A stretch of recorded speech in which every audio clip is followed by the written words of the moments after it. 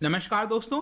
Recently bad bank के बारे में काफ़ी चर्चा हुई है। हमने भी एक वीडियो बनाया था इसके ऊपर, आपने देखा होगा बैड बैंक एग्जैक्टली क्या होता है। लेकिन आज हम थोड़ा सा एनालिसिस करने की कोशिश करेंगे कि जो बैड बैंक है, क्या इसका जो मेन मकसद है एनपीए क्राइसिस को सॉल्व करना, क्या ये एक्चुअल में कर पाएगा। दोनों तरह के व्यूज को थोड़ा समझने और देखने की कोशिश करेंगे आपके एग्जाम पॉइंट ऑफ व्यू से, चाहे इंटरव्यू हो, मेंस हो। बहुत ज्यादा इंपॉर्टेंट टॉपिक है। चलिए आगे बढ़ते हैं। मैं हूं अंकित अग्रवाल और अपडेट के लिए आप मुझे फॉलो कर सकते हैं इंस्टाग्राम, फेसबुक और ट्विटर पर। मेरे लेक्चर की हर पीडीएफ आपको फेसबुक पर तो मिलेगी ही, प्लस साथ में आप मेरा टेलीग्राम चैनल ज्वाइन कर सकते हैं by searching Ankit Agrawal official. और अगर आप यूपीएससी की तैयारी कर रहे हैं तो आपके लिए सुनहरा मौका है। स्टडी IQ आपके लिए स्मार्ट कोर्सेज, जिसके थ्रू आप अपनी प्रिपरेशन और भी ज्यादा अच्छे तरीके से कर सकते हैं। तो यहाँ पर सबसे पहले तो देखते हैं दोस्तों हुआ क्या है। तो जो हमारी फाइनेंस मिनिस्टर हैं, रिसेंटली उन्होंने अपने बजट के स्पीच में जो आइडिया है बैड बैंक का, उसको एक तरह से रिवाइव कर दिया।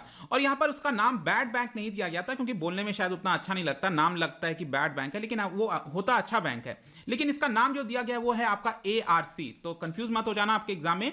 एसेट रिकंस्ट्रक्शन कंपनी और बैड बैंक एक ही चीज है। तो यहां पर बेसिकली क्या हुआ है कि जो कोविड-19 का पैंडेमिक आया है, उसकी वजह से जो एनपीए का प्रॉब्लम है वो और ज्यादा भयानक हो गया है, होने वाला है इनफैक्ट आप कह सकते हो। क्योंकि ऑलरेडी एनपीए का प्रॉब्लम तो चल ही रहा था हमारे देश के अंदर। एनपीए क्या होता है कि जो बैंक्स हैं, कमर्शियल बैंक्स हैं, जो लोन देते हैं, वो लोन का इंटरेस्ट जो जो जो एक्चुअल में उसका पेमेंट वापस आना चाहिए वो वापस नहीं आ पाता है। प्रिंसिपल अमाउंट नहीं आ पाता है, इंटरेस्ट नहीं आ पाता है, कुछ नहीं आ पाता है, जिसकी वजह से जो बैंक है उसको काफी बड़ा लॉस देखने को मिलता है। स्पेशली जो बड़े लोन्स होते हैं, छोटे वाले लोन्स में तो क्या है, बैंक वगैरह किसी ना किसी प्रकार से जोर जबरदस्ती से, आप कैसे भी कह लो, वो पैसा निकाल लेते हैं। लेकिन जो बड़े अमाउंट होते हैं, 500 करोड़, 1000 करोड़, 10,000 करोड़, ठीक है, ये सारे पैसे आना बहुत ज्यादा मुश्किल हो जाता है। तो जो पैसा नहीं आता उसी को हम एनपीए कहते हैं, या फिर नॉन परफॉर्मिंग एसेट या बैड लोन्स कहते हैं, राइट। तो ये प्रॉब्लम ऑलरेडी चल रहा था। लेकिन जो कोविड-19 का पैंडेमिक आया है, जिसकी वजह से बहुत सारे बिजनेसेस संकट में चले गए हैं, मोरेटोरियम लगा दिया गया था, तो आगे आशा है कि ये जो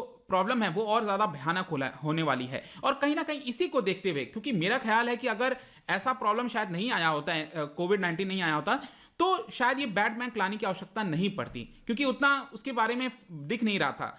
तो फाइनली जाकर यहां पर कहीं ना कहीं सरकार ने सोचा चलो ये जो आइडिया है उसको हम रिवाइव करते हैं। तो उसका हम बारे में जानेंगे, लेकिन जल्दी से एक बार फिर से हम जो बैड बैंक है वो एग्जैक्टली करेगा क्या उसको हम देख लेते हैं। तो ये भी एक तरह का फाइनेंशियल एंटिटी होता है। कहने का मतलब है, यूजुअली हम कहते हैं ना ये फाइनेंशियल इंस्टीट्यूशन है। तो फाइनेंशियल इंस्टीट्यूशन एक ब्रॉडर टर्म होता है जिसमें सभी चीजें आ जाती हैं, चाहे एनबीएफसी हो, म्यूचुअल फंड, कोई भी चीज जो फाइनेंस से रिलेटेड है उसको हम फाइनेंशियल एंटिटी कहते हैं। तो ये भी जो बैड बैंक है या फिर एसेट रिकंस्ट्रक्शन कंपनी है, ये भी एक तरह का फाइनेंशियल एंटिटी है। ये बेसिकली क्या करेगा, जो बाकी के बैंक्स हैं, अभी स्पेसिफिकली हम यहां पर बात कर रहे हैं जो शेड्यूल्ड कमर्शियल बैंक्स हैं, जो शेड्यूल्ड कमर्शियल बैंक्स हैं, उनके पास जो बैड लोन्स पड़े हुए हैं, जिनको एनपीए कहते हैं, मतलब वो लोन जो कि उन्होंने उधार पर दिया था और वो लोन अब वापस नहीं आ पा रहा है। फॉर एग्जांपल मैं कहता हूं कि एसबीआई है, एसबीआई ने यहां पर सपोज एयरपोर्ट कौन बनाता है, जीएमआर का एग्जांपल ले लेते हैं। तो जीएमआर को यहां पर सपोज 5,000 करोड़ रुपए लोन पर दिए थे, और मध्य प्रदेश के अंदर, महाराष्ट्र के अंदर कहीं पर एक एयरपोर्ट बनाना था। तो जीएमआर ने क्या किया, एक लैंड खरीद लिया 5,000 करोड़ लेके एसबीआई से, एक लैंड खरीद लिया और उसके ऊपर थोड़ा बहुत कंस्ट्रक्शन कर दिया। लेकिन एनवायरमेंटल क्लियरेंस नहीं आया, चीजें रुक गई, और फाइनेंस चाहिए था, फाइनेंस नहीं मिल पाया, मतलब जो भी कारण होगा उसकी वजह से वो प्रोजेक्ट अब अटका हुआ है। तो यहां पर क्या हुआ है कि जीएमआर ने ये जो लोन लिया था, उधार लिया था 5,000 करोड़ का, अब वो वापस नहीं कर पा रही है क्योंकि पूरा बिजनेस रुक गया है। तो यहां पर क्या हुआ, ये जो 5,000 करोड़ का लोन था ये बैड लोन बन गया, एनपीए बन गया है, मतलब परफॉर्म नहीं कर रहा है, वो बैंक का जो एसेट था वो परफॉर्म नहीं कर रहा है। तो यहां पर एसबीआई के पास क्या ऑप्शन है, एसबीआई का पास ऑप्शन है कि जो जीएमआर ने वो लैंड वगैरह खरीदा था उससे, वो लैंड को कहीं ना कहीं बोली लगा ले। और लेकिन ये प्रोसेस इतना आसान नहीं होता है। मैं बोल रहा हूं आपको तो बोलने में सच आसान लग रहा है कि लैंड को बेचकर उससे पैसा रिकवर कर ले। अब कितना पैसा आएगा, कितना नहीं आएगा, तो बहुत मुश्किल चीजें होती हैं। और यहां तो मैं आपको एक सिंपल सा एक एग्जांपल बता रहा हूं, चीजें बहुत कॉम्प्लिकेटेड होती हैं, लीगल प्रोसेस होता है, कई बार वो बेच भी नहीं सकते हैं। तो ये बेसिकली क्या है ना, ये आपका बैड लोन हो गया। तो यहां पर बैड बैंक क्या करेगा, जो एसेट रिकंस्ट्रक्शन कंपनी है क्या करेगा, इस तरह के जितने भी बैड लोन हैं बैंकों से वो अपने पास खरीद लेगा। तो ये क्या कर रहा है, एक तरह से कंसोलिडेट कर रहा है। यहां पर जो बैंक है, बैंक का मेन काम क्या होता है कि पैसा लेना और उसको उधार पर देना, यही होता है ना मेन। तो डिपॉजिट लेना, डिपॉजिटर से मैं और आप हम जमा करते हैं उसके अंदर, और उस पैसे को उधार पर देना, और बीच का जो थोड़ा बहुत इंटरेस्ट है वो बैंक उसमें से प्रॉफिट कमाता है। तो यहां पर बैंक अगर उस पर ध्यान ना देके अगर ये रिकवर करने में लगा रहेगा तो क्या बैंक अच्छा परफॉर्म कर पाएगा, नहीं कर पाएगा। तो बैड बैंक क्या करेगा, इन सभी बैंकों से ये वाला 5,000 करोड़ का ये क्या करेगा, ये खरीद खरीद लेगा अपने पास। अब इसके बदले हो सकता है जो बैड बैंक है, जो एसेट रिकंस्ट्रक्शन कंपनी है, वो क्या करेगा, 5,000 करोड़ के बजाय एसबीआई को कह देगा ये ले लो आप 3,000 करोड़ रुपए, मतलब इसका 60% अमाउंट दे देगा कि चलो 60% आप ले लो, वैसे भी आपको एक भी रुपए नहीं आ रहा था इससे, हम आपको 60% इसका दे देते हैं। अब यहां पर जो एसेट रिकंस्ट्रक्शन कंपनी है वो क्या करेगी, जितने भी बैड लोन है उसको कंसोलिडेट करेगी और फिर उसको बेचने की कोशिश करेगी किसी दूसरे इन्वेस्टर्स को जो इसमें इंटरेस्टेड होगा। तो सपोज कोई लैंड ये खरीदने वाला, सपोज कल के डेट में अंबानी आ जाए, वो कह दें यहां पर कि ये जो प्रोजेक्ट रुक गया था मैं उसको बनाऊंगा, तो यहां पर अंबानी क्या करेंगे, एसेट रिकंस्ट्रक्शन कंपनी के पास जाएंगे और इसको 4,000 करोड़ में खरीद लेंगे। तो बीच का 1,000 करोड़ क्या हो गया, एक तरह से एसेट रिकंस्ट्रक्शन कंपनी को फायदा हो गया। अब जरूरी नहीं है कि फायदा होगा लॉस होगा, कई बार ये 3,000 करोड़ रुपए एसेट रिकंस्ट्रक्शन कंपनी ने दिए हैं, लेकिन हो सकता है कि वो जो लोन है वो 2,000 करोड़ में बिके, तो यहां पर 1,000 करोड़ का लॉस भी हो सकता है। तो फायदा भी हो सकता है, लॉस भी हो सकता है। लेकिन जो बैड बैंक है, जो एसेट रिकंस्ट्रक्शन कंपनी है, उसका मेन मकसद प्रॉफिट कमाना नहीं होता है। उसका मेन मकसद तो क्या है कि सभी बैड बैंक को एक तरह से रिजॉल्व करना, ठीक है। वो स्पेशलाइज्ड होती है, जो एसेट रिकंस्ट्रक्शन कंपनी है वो इसके अंदर स्पेशलाइज्ड होती है कि किस तरह से हम रिकवर कर सकते हैं लोन। तो यही है आपका बैड बैंक। आई होप कि आज के बाद से कोई भी इसके अंदर आपको डाउट नहीं होगा। लेकिन अब यहां पर क्वेश्चन आता है, हम एनालिसिस करेंगे कि क्या एक्चुअल में ये प्रॉब्लम सॉल्व हो पाएगी बैड बैंक बनाने से। तो यहां पर अभी के डेट में अभी हमें देखना है कि कितना यहां पर क्राइसिस है, एग्जैक्टली कितना बड़ा क्राइसिस है।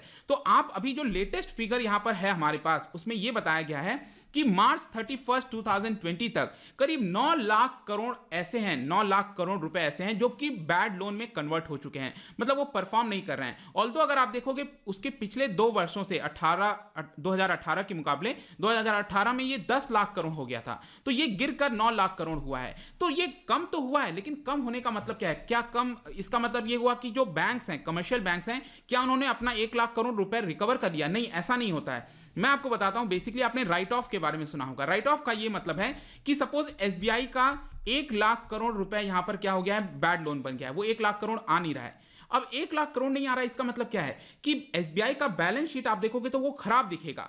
एसबीआई परफॉर्म अच्छा नहीं कर पाएगी, क्योंकि जितना ज्यादा एनपीए होगा उनका कैपिटल उतना बेकार हो जाता है। क्यों? क्योंकि लॉस होगा तो वो पैसा कहां से जाएगा, एसबीआई के कैपिटल में से जाएगा, और कैपिटल कम होगा, इसका मतलब क्या हुआ कि एसबीआई लेंड नहीं कर पाएगी, क्योंकि यहां पर आपको रेशियो चाहिए। अगर आप, आरबीआई का गाइडलाइंस है कि आपका इतना कैपिटल है तभी आप इतना ज्यादा लोन पर उधार दे सकते हो, क्योंकि एसबीआई का अब यहां पर लॉस की वजह से क्या हो रहा है, कैपिटल कम हो रहा है, तो लोन पर उधार नहीं दे पाती। तो इसकी वजह से एसबीआई क्या करती है, ये 1 लाख करोड़ का जो एनपीए बन गया है उसमें से क्या करेगी, हो सकता है 50,000 करोड़ रुपए ये राइट ऑफ कर देगी। राइट ऑफ का मतलब ये हुआ कि अपना कैपिटल में से इसको लॉस मान लेगी, एक बार के लिए मान लेगी, चलो लॉस हो गया, कल के डेट में देखा जाएगा कि ये रिकवर होता है कि नहीं।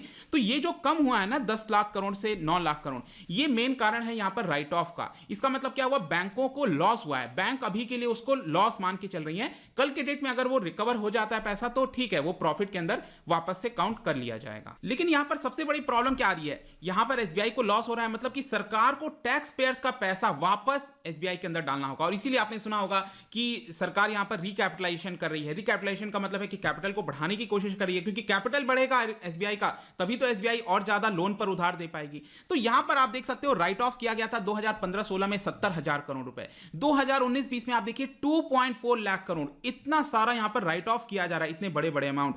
और यहां पर टोटल अगर हम एनपीए की बात करें तो जो सितंबर 2020 अभी गया है 4-5 महीने पहले, तो यहां पर 7.5% जो है एनपीए हो गया था हमारे बैंकों में। अब देखिए 7.5% एक्चुअल में अच्छा फिगर है, क्योंकि पहले अगर आप देखोगे तो ये 10 से 11% आसपास चला गया था। तो कहीं ना कहीं यहां पर राइट ऑफ वगैरह करके 7.5% लाया गया। 7.5% का मतलब क्या है कि बैंक जो है वो 100 रुपए उधार दे रही है, उसमें से 7.5 रुपए वापस नहीं आ रहा है बैंक को। तो यहां पर ये पैंडेमिक की वजह से क्या होने वाला है, आरबीआई ने कहा है कि ये 7.5% से बढ़कर एटलीस्ट 13.5% हो जाएगा। मतलब कि 100 रुपए जो उधार दिया उसमें से 13.5 रुपए वापस नहीं आएगा। तो आप सोच सकते हो कितना भयानक प्रॉब्लम आने वाला है। ये तो मिनिमम बताया जा रहा है 13.5% होगा, हो सकता है 14% हो जाए, 14.5% हो जाए, अब ये आगे देखने वाली बात होगी। लेकिन बैड बैंक का यहां पर फायदा और नुकसान क्या है, तो बैड बैंक सबसे पहले क्या मदद कर रहा है, ये जितने भी बैड लोन्स, मैंने आपको ये जो जितने भी फिगर्स बताएं, ये एक बैंक का नहीं है, ये सभी बैंकों का है, राइट। कब किसी बैंक का 1 लाख करोड़ होगा, किसी का 50,000 करोड़ होगा बैड लोन, तो सभी को क्या कर रहा है, एक तरह से कंसोलिडेट कर रहा है, एक छत के नीचे ले आ रहा है। तो उसको फिर रिजॉल्व करने में आसानी हो जाएगी। सपोज ये ऐसा वाला हो गया कि फार्मर्स की आप बात करो, फार्मर्स का क्या है, बहुत मार्जिनल फार्मर्स हैं, छोटे छोटे फार्मर्स हैं, किसी के पास 1 बीघा जमीन है, किसी के पास 2 बीघा जमीन है। अब मैं कहूं कि सभी लैंड को एक तरह से एकत्रित कर लिया जाए, उसमें आप खेती करो तो ज्यादा उसमें फसल होगी, राइट, यहां पर फायदा ज्यादा मिलेगा। कुछ ऐसा ही है कि सारे बैड लोन्स को आप एकत्रित कर लोगे एक जगह और उसको फिर बेचने की कोशिश की जाएगी, तो एक तरह से उसमें फायदा होगा। और ये जो आइडिया है वो कई सारे देशों में अपनाया जा चुका है, जैसे यूनाइटेड स्टेट्स, जर्मनी, जापान, इस तरह के देशों में हुआ है। थोड़ा बहुत सक्सेस इसमें देखने को मिला है, लेकिन इसके बहुत सारे क्रिटिक्स भी हैं, जैसे रघुराम राजन जी, उन्होंने यहां पर कहा था कि इससे कोई फायदा नहीं हो रहा, इसमें सिंपली हम क्या कर रहे हैं, एसबीआई, पीएनबी, उनसे जस्ट शिफ्ट कर दिया जा रहा है। बैड लोन वहां भी था, अब बैड लोन को क्या किया गया, एक दूसरे बैड बैंक के अंदर डाल दिया गया। तो क्या हमने एक्चुअल जो प्रॉब्लम है वो रिजॉल्व किया? एक्चुअल प्रॉब्लम क्या है कि जो पैसा रिकवर होना चाहिए वो रिकवर कैसे होगा। लेकिन बैड बैंक के अंदर डाल देना ये कोई सोल्यूशन थोड़ी हुआ।